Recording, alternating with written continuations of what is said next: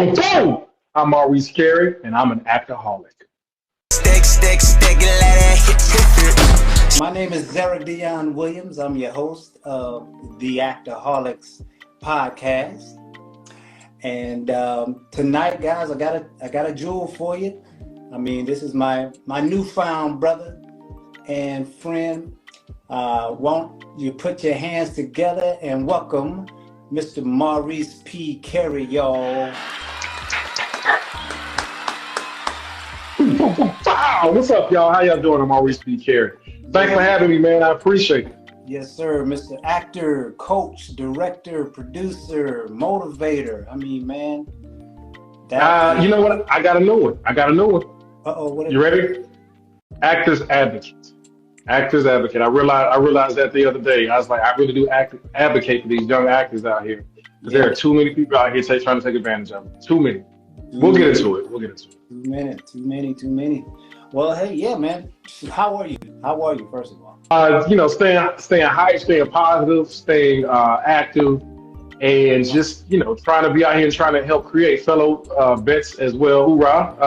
Trying to create and, trying to help. I really want to be of service to the craft and the industry and the artists. I really do want to be of service. Like, granted, I love acting, and I think I'm pretty damn good at it, but I get a genuine rush out of helping other actors. Like when I see their eyes, like when I'm directing and I see that, I kind of give them a note or something, or I push them a certain way and they go, I'm like, yep, that's what I did. I like that. That's that dopamine. That's the word of the day, y'all. That's that dopamine. Dopamine. Like you, brother, this is my whole purpose, behind ActorHolics is to be an actor's advocate and motivate and give them a leg to stand on. You feel me? Absolutely. So for those that don't know who you are, probably a lot of people already on here that do know you, but just give us a little bit about your background and your history. Well, my background, my history. Well, I was born and raised in Atlanta, Georgia. I am an ATL born Marine Corps trained man. Atlanta Baptist, not Grady, baby. I do apologize to those who were hoping, but no, I'm Atlanta Baptist. I'm a former Marine Corps Iraq War combat veteran, so I fought in Iraq. I was shot at and bombed, and I got my combat action ribbon and medals and whatnot. I used to be a former rapper, so I've always been an entertainer my entire life. Like, I love to entertain. I love to make people happy and make them feel good and make them, just enjoy their time. As time on this earth is so limited, it's like, hell, at least we can do is enjoy a piece of it. Yes, sir. I stuck my toe into acting when I was 17 in high school. I did my first high school play, my first and only. I did one high school play. I played the Cowardly Lion in a black version of Wizard of Oz, but it wasn't like Wiz. It was like our own thing. Okay. My lion was a little bit. I tried to make him funny, but he actually came out effeminate. We had a conversation. I'm 17 years old, and we had a conversation after the play because the whole school, it was looking at me. That was like, "Is you?" I'm like, "Nah, it's the lions, the lions." The lions. No, it's not me. It's acting. I was acting, but I didn't try. I was trying to make him cowardly, but my cowardly just came out effeminate, so it didn't work well. So I really started going hard for acting, as a full-time profession in 2018. But the thing is, and actually my coach is right there. She's laughing. My coach, Jonna the coach. For anybody who ever, hey, we have to plug her. Absolutely got to plug her. So, just give a quick story. I was coming off of, when I got into acting, full-time, I was coming off of obviously being a Marine, obviously being a black man of the 80s and 90s, and also coming from Kuwait in Kuwait in what was it, 2017? And so I was out there doing security work out there. So it was like tough guy, strong guy. And I was pointed in the direction of, the Chubbuck technique. I was pointed in the direction of that, and that led me to Coach Jonna Johnson. Jonna Johnson at the time, but she's married now. Her last name is now Nagley. And yeah, and so she was really instrumental in helping me open up and becoming just more aware and more courageous about myself. You know what I'm saying? About myself. You know, because I had that fear of, oh, they gonna think, you know, they gonna think I'm weak. They gonna think I'm a punk. They gonna think I'm soft. And there was a part of me that would hold back those feelings, those emotions. And then after, you know, even internalizing it and pondering, I realized, I said, yo, God gave me these emotions. God gave men feelings for a reason. People love to say men don't have no feelings. Bull crap, because I don't know the situation on this, so I'm gonna say bull crap. It's open. We good. Okay. Bullshit. Bullshit. That little kid, that little bro. I love that little boy. Bullshit. Yeah. Bullshit. So God gave us those feelings for a reason, and I love being able to give more of me. Now, obviously, there are some things that I will always hold back. There's certain things that I just aren't appropriate to always let out. You know what I mean? But for the majority of myself, like I'm like, hey, this is me. You know, there's a scene in one of the films that I did is called a Merry Single Christmas. It's actually, the scene is up on my Instagram, and there's a line at the end of that where I say, you know, if she would just choose me. And I was being in that line was actually improv. I said it in that moment because I was going through a really bad breakup. I had just went through a really bad breakup with my fiance, former fiance, and it hurt. And that line, I was genuinely saying that to her. I don't know if she'll ever see it, and I don't even know if she would even know that that was for her. But that moment, like, people, you know, who saw the film, they was talking like, yo, like, how did you? I said I had to go somewhere. I had to go somewhere that I had been. I needed to bring it there. I needed you to see. So y'all felt that. Yeah. So you brought it, brother. You drew me in. I appreciate it, man. I appreciate it. You know, I was just listening, man, to you, and you know, but I also did a little bit of digging. And digging. What you found? You found my record? You know, I've been to jail a few times. I have people. You was homeless. I was homeless. Yep. 2005, 2006. People don't understand how strong, when people say, well, he might be a weak person or whatever the case may be, but no, man, if you homeless and you're able to pull yourself from that and become this, you're not a weak person at all. You know what I mean? But I appreciate that. Tell us a little bit about, that. Okay.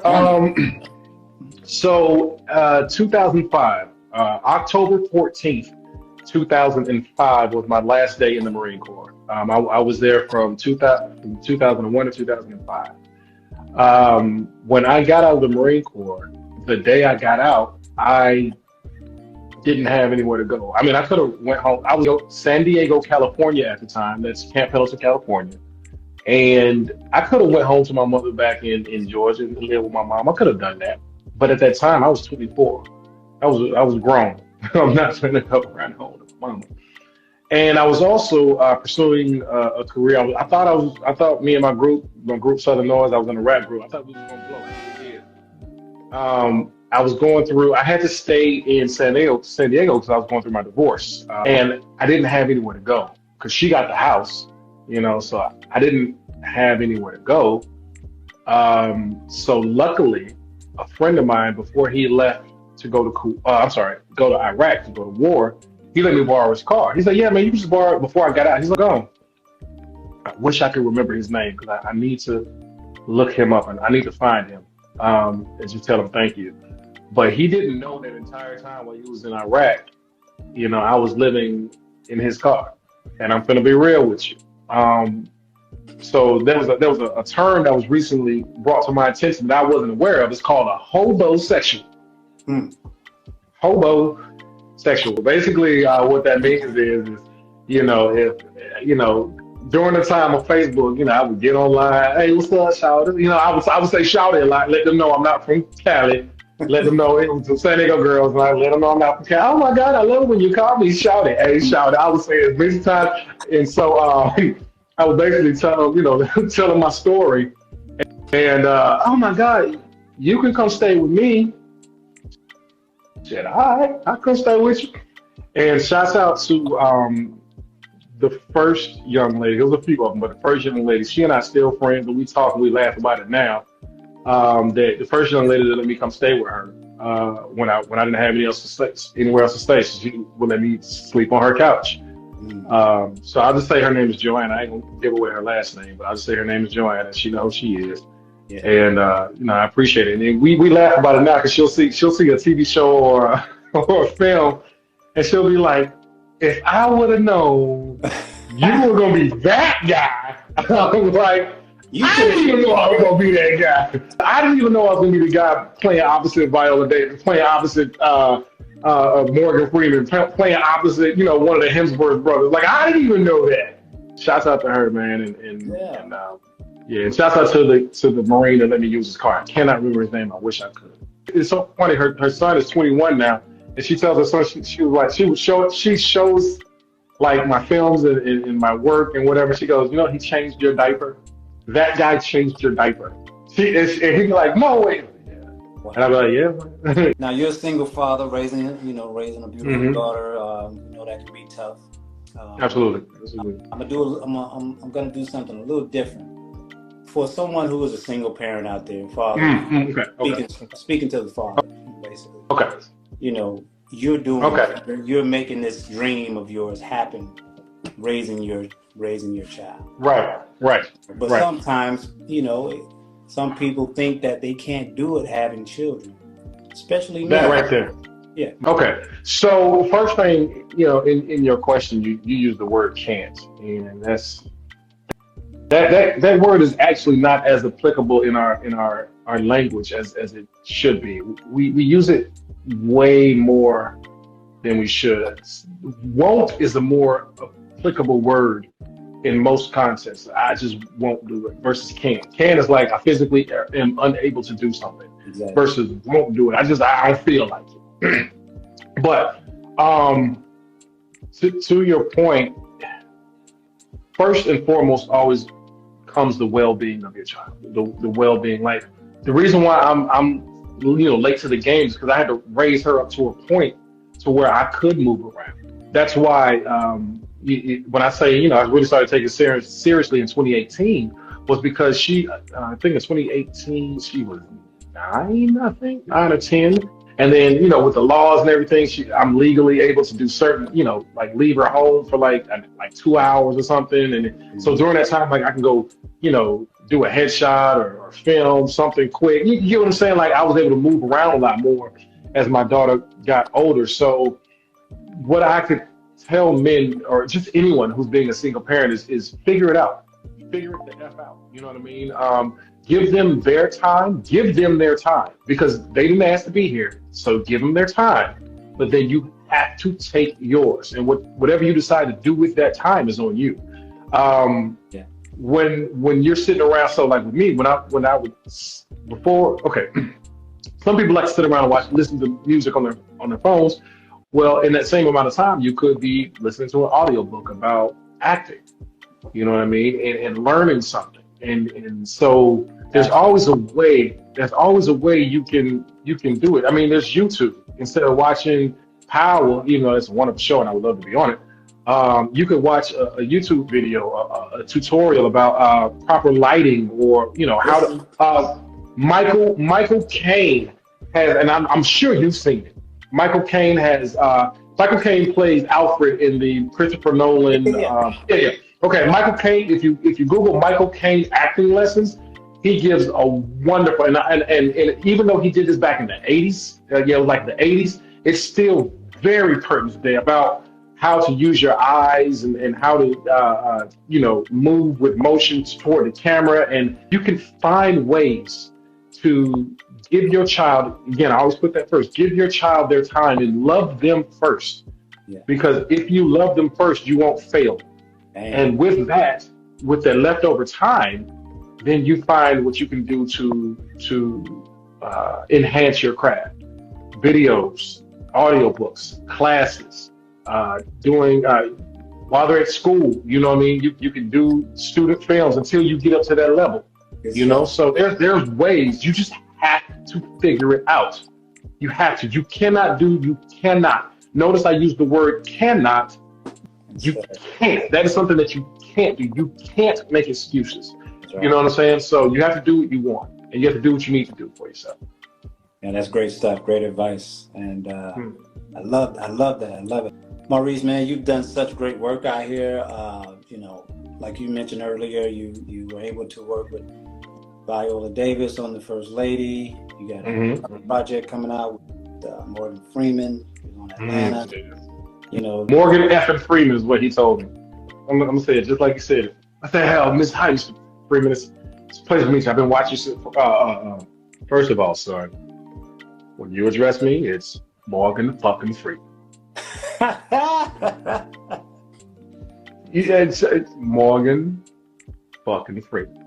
Yes, sir, Mr. fucking Freeman. Yes, sir. That's That's it. what calling that. That's it. So. I wanted to remind you of something, man. I know you was on Monarch, and Mm-hmm, I auditioned for that role, right? Check this out. The same one? The same role, right?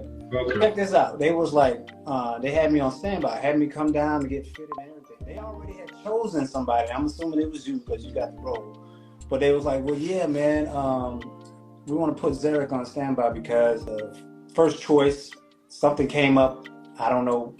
And they was like, something came up, but he's not sure if he's going to be back. He's going to let us know. And so they was like, send Zarek down for the fitting. When got fitted. And I was going to post that picture of me in that same officer suit. But yeah, man. And lo and behold, you were the person they chose. And I was like, oh, that was Maurice. I said, at least it was my brother, though. Right. Listen, man, that is oh man, it's crazy. The longer you do this and the more people you meet, the more those stories you hear. It was the same thing when I did The Handler. So gosh, I can't remember the actor who I met him, and he was like, I auditioned for The Handler shit. He said, I auditioned for that, right? You know that, right? I was like, no, man, I didn't know. He said, but when I saw what you did with it, I see why they went with you. I see why they went with you. I was like, yeah, man. Yeah. Well, I appreciate it. Yeah, man. I was very, very happy to get that one because it was a little bit different. I got an opportunity to sort of use a little bit of I didn't have to enunciate because the show takes place in like Nashville. I didn't have to enunciate so much. I could have just talked like I talk because thing is like I'm born and raised in Atlanta. So when I just talk regular, when I just be talking, you know what I'm saying? Yeah. Then like my whole Atlanta did come out. Yeah. But when I have to speak and enunciate and use my words properly, then I start speaking like this. And so it was just comfortable. And then they used like, they let me wear my little, because those are my sunglasses and everything. They let me use my sunglasses, and they had me like whipping the ride around. And it was fun, man. It was really fun. So basically, I looked at Monarch like Empire. Basically, Monarch was like Empire but country. It was white people. It was country, and so but it didn't have that push. It was something about Empire because it was the same idea. It was drama. It was a musical family. It was murder and mystery and all that stuff. It was Empire, but with country music. I would have loved to come back. A few of the shows that I've been on for, only made it for one season. So I would have loved to come back and done it again. I just, it is what it is. It happens like that. It is. But I do appreciate the companies having enough sense to know that something's not working and taking those funds and moving it towards something that does work. Let me just say this one thing. When that happens to me, when I know I kill a role, I killed it. Oh, and then I don't get it. My favorite thing in that situation is when I see it's like a white guy or something. Then I'm okay. I can handle that. I'm good. And it's like, oh, they went with an Asian dude. I can roll with that. Oh, they went with a white guy. I can roll with that. But if it was a black dude that just basically looked like me, it's like, damn it. What did he do? I mean, yeah, I had my damage, man. I had my damage. Yeah, damn it. But I like, just like we said earlier, we're actors advocates. You know what I'm saying? Mm-hmm. So I praise you, man, because I'm like, yes, you know what I'm saying? My brother got it. Especially knowing you. Oh yeah, that's ain't number love. I appreciate it, man. I mean, thank you. I appreciate it. Now we spoke last time about the experience you had with Viola Davis, man. Tell us what that was like, man, because that's big. Working with Viola was eye-opening. She gave me unintentionally more confidence than I could have ever asked for. Like the reason why I am the way I am, and part of the reason why I am where I am too, is also because of that meeting with Viola. Again, she wasn't trying to speak life into me. She wasn't trying intentionally to give me confidence, but she did it, just through her having the confidence to just be herself. You get what I'm saying? It wasn't, she didn't put on like, I'm an A-list superstar actor, millionaire, producer, director, She was just a black woman in a situation trying to make it work. Love that. You know what I'm saying? So when she walked on set, it's so funny. I tell the story. So it started because I'm sitting in my trailer, and my mom was like, I'm on the phone with mom at the time, and my mom was like, "Have you seen it yet?" We had just finished watching How to Get Away with Murder, Annalise Keaton, and so I love Annalise. I love How to Get Away with Murder, and so Viola comes walking on her trailer's a little bit down. She comes walking on her trailer with her handlers, and I'm sitting there, I look off, I say, "Mama, look." I was like, Mama.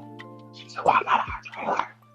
And she said, "Walk out." I go, "Yeah." She said, "What?" She goes, "She got that funny walk." I said, "Yeah, Mama, she got the funny walk. She got the funny walk." And they put me in place because you see the scene, it's very physical. It's boxing, I say my lines. But she and I didn't have any time to rehearse. We didn't have any time to rehearse. So literally, she walked up and you could see it. She knew it was going to be physical. She knew it was going to be boxing, but there was some uncertainty there. And in her uncertainty, my natural inclination to protect kicked in. So even though it's Viola Davis, even though she's bold, I still like, "Hey, Miss V, don't worry. I got you. We're going to make this work." And the fact that I was able to do that to her, you know what I'm saying? I knew it was like, oh, she's just a person, like, calm down. Like, for me, telling myself, chill out. She's nervous. She's uncertain. Being able to see her uncertainty allowed me to know that she's just a person. She's a human being, a black woman in a situation trying to make it work. Man, and I'm best that she could. Now, I don't know if that was her first movie that she did with that kind of physicality, but that probably helped her in The Woman King. The main thing was that I knew, like I said, I knew in that moment that I belonged. Like when we were working together, like she didn't run me all over in the scene, and that was the thing that got me. She didn't run me all over in the scene, and I didn't fold like I thought I was going to fold. I'm like, "Oh my God, it's all of that." You know what I'm saying? It wasn't none of that. It wasn't none of that. I said, "Oh, wait a minute. I'm supposed to be in this company. I'm supposed to be in this room." Like, I can see it's almost like, check this out, watch this. If you take a chicken or a hen, and put it in a room full of lions, that chicken gonna feel real uncomfortable. Mm-hmm. But if you take a lion and put it in a room full of lions, the lion should have like, "This what y'all doing in here?" Shit, I'm in here too. What's up? Mm-hmm. You know what I'm saying? So right. At that moment, I knew in this analogy, I was one of the lions. They just didn't know it yet. So now I'm out here working my tail off, getting great coaching from John, the coach. See what I did there? Yeah. And just, keep fighting. So yeah, Viola was a really huge, eye-opening moment for me. Yeah. Now, man, you out here winning awards and being nominated. Yeah, it's over there. I'm looking at it. What's up? I'm talking to my award. Hey, hold up. What's up? How you doing? My award. She said, "Hey." Atlanta's hottest actor awards, man. How does it feel to have been nominated and to win that award? You know what? It's so dope, man. Just to have been nominated, even if I wouldn't have won the hottest actor award, I would have just been proud to be nominated. And and see, I'm a keep it real type person. So there was half of me. So that night I actually had a flat tire. I was like, bumping, I ain't gonna go. I probably ain't gonna win no way. But then my buddy Cal Reese, he's always pushing me. Do better, further, higher, faster. And so he's now, man, I'll take you down there. I'll take you down there. So we get down there, and I'm just standing there, just standing there minding my business. And they call out the nominees, and I was like, all right, cool, yeah, I know I'm nominated. But then when they said Maurice in the 2003 hottest Atlanta actor was Maurice Kerry, I looked over my account. I said, me. That's because all them podcasts, man. Right. All them podcasts.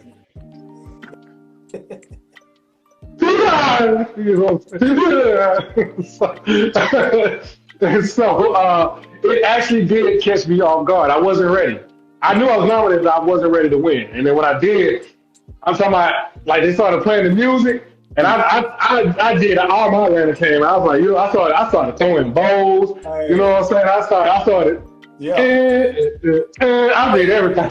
Yeah. All my ACL. Oh yeah. So it felt really good. But it's not enough. And that's one issue that I know that I have within myself, is that enough is still not enough. I still want more. I want more awards. That's a good segue to my next question, man. I want to know, as an actor, how do you want to be remembered?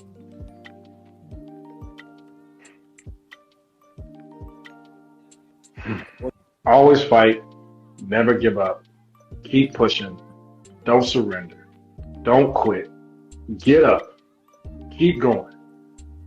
Like, all of it, So one of my, if anybody knows him or knows how they can get to his people, one of my dream directors to work with, to work with would be Sylvester Stallone. Yeah. And people, now when I say that, people be looking at me sideways. Why didn't you say somebody black? I said, because it's not even about the ethnicity of the person. It's about the impact that they had on my life as a child. Yeah. I grew up. I didn't grow up, playing basketball, football. And I grew up video games, watching movies, watching cartoons, watching TV shows. And one of my greatest favorite memories is watching, with my mom, watching Rocky movies, 1, 2, 3, and 4, 5, or 1, 2, 3, and 4. You know what I'm saying? And yeah, nobody likes 5. Sylvester don't need like 5. Tommy Gunn was a horrible villain. But the thing about Rocky, that I carry with me in my life, and I'm so glad that it is enhanced by being a Marine and a combat veteran, is the fact that Rocky wasn't the best fighter. He wasn't. He was not the best fighter, but he kept fighting. Had heart. Apollo Creed had the hands. Yes, he did. Apollo had hands. I'm talking about Carl Weathers played that character. Yes, he did. But Rocky had heart. Character I could ever play, for me, would be a character that genuinely has heart. A down and out character who just wants to fight. To fight for his family, to fight for his friends, to fight for his beliefs, and just knowing all odds are against him. It was a common theme of movies of the 80s, if you think about it. Die Hard, great movie. One man against all them terrorists in one building. Rambo, one man against, you see what I'm saying? That was a huge theme of the 80s. Even the movie Commando, Schwarzenegger. One man, whole thing. And it's basically all the odds are stacked against you, but you keep fighting. And that is what I live by. Yeah. That is what I live by. All the odds are stacked against me to fail as an actor, but I'm going to keep on and fight. Till the roof come off, come on, can't shut my mouth. You know what I'm saying? Right. Keep going. Yes, sir. I guess another question too, as we're talking about that, how important is it for you to, stay out of your head and not get down on yourself. Like, you know, some people, you know, encourage themselves by praying. Some people meditate. How important is it for you to, you know, not, you know, judge your character or be so much concerned about who booked what, why they didn't choose you, and all this kind of stuff. You know what I mean? You have to hear. Yeah, as actors, you know, we sometimes get in our head about, you know, well, they didn't choose me. I don't know, because my teeth was chipped. My tooth was chipped at that time. Okay, so there's two ways to look at this. For one, if there's something about you that you, and this is, we're not even going to talk about acting. We're just going to talk about, let's just start with, since you used a physical trait, let's start with body positivity. You know what I mean? Body positivity.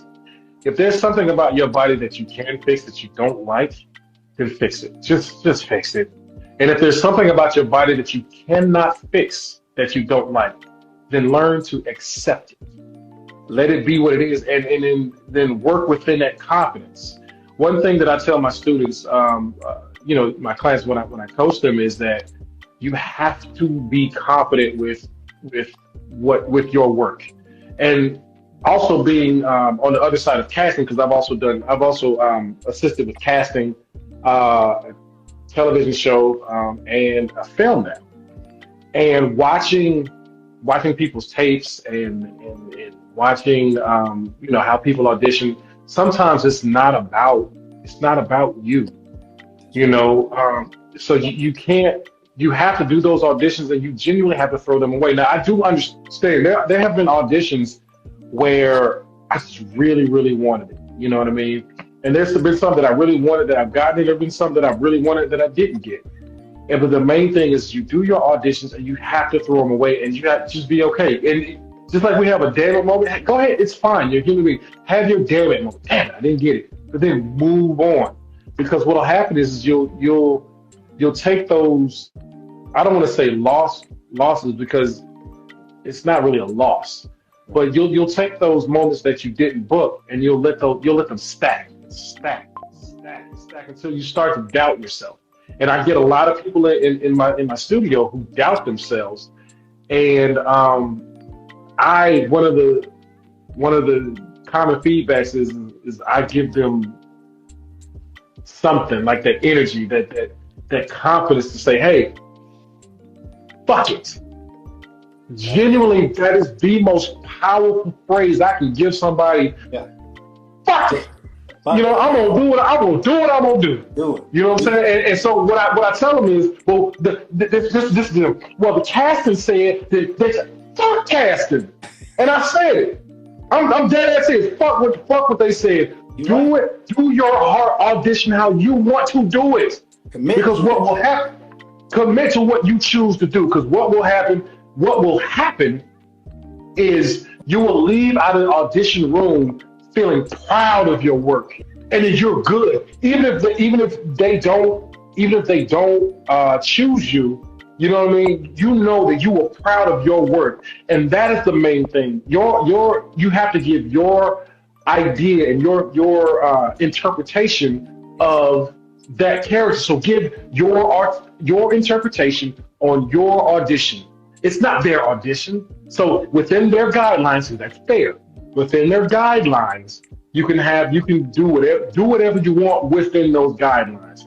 Have the courage to say, fuck it, I'm gonna do what I'm gonna do. This is what I'm gonna do. And let me just say this real quick. Let me say this. The moment that I started implementing fuck it, I started booking. I literally, in 2021, I booked 12 different roles off of fuck it. I'm just saying. So I'm just saying. What was your saying on the post, Facebook or Instagram, whatever? Dare to make choices, or be, you know, what was it? Be daring. Be daring. Yeah, be daring and make choices. Make a choice, but stick by your choice. Stick by your choice. You know what I mean? Don't because here's the thing. And again, from a casting perspective, because I've been on that side of casting, we're going to look at hundreds and hundreds of tapes. We're going to look at hundreds and hundreds of tapes, and you're going to see people who are going to do it.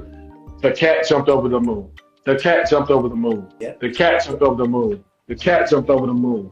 The cat jumped over the moon. God damn, the cat jumped over the moon. You know what I'm saying? You know what I'm saying? But you get that one person that be like, listen here. The cat was leaped right on over the moon. Like, wait a minute. Say that again. The cat leaped clear across that moon. What? Now we're sitting up looking, going like, oh, okay. I ain't You might not. Like, I didn't think about that. Right. But maybe he did leap. Maybe this, because a lot of times casting doesn't know.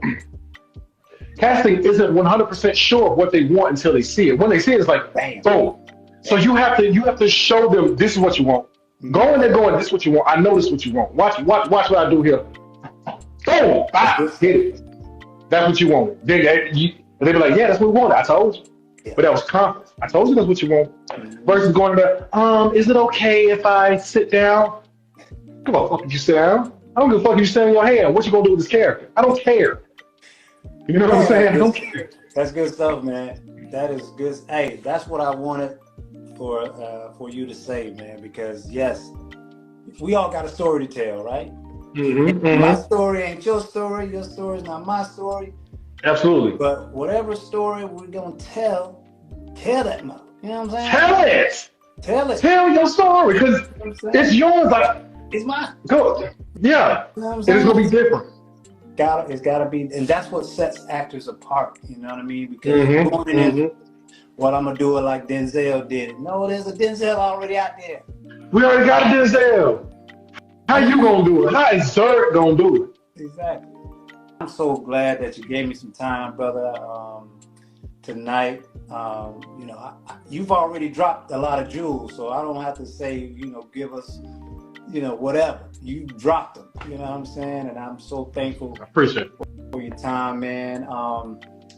For those who want to follow you, go ahead and give your social media pages.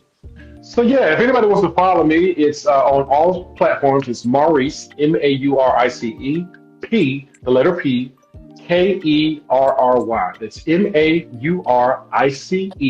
Kerry. And if you know you're looking for self tapes, I'm the best and the cheapest in Atlanta. Real talk.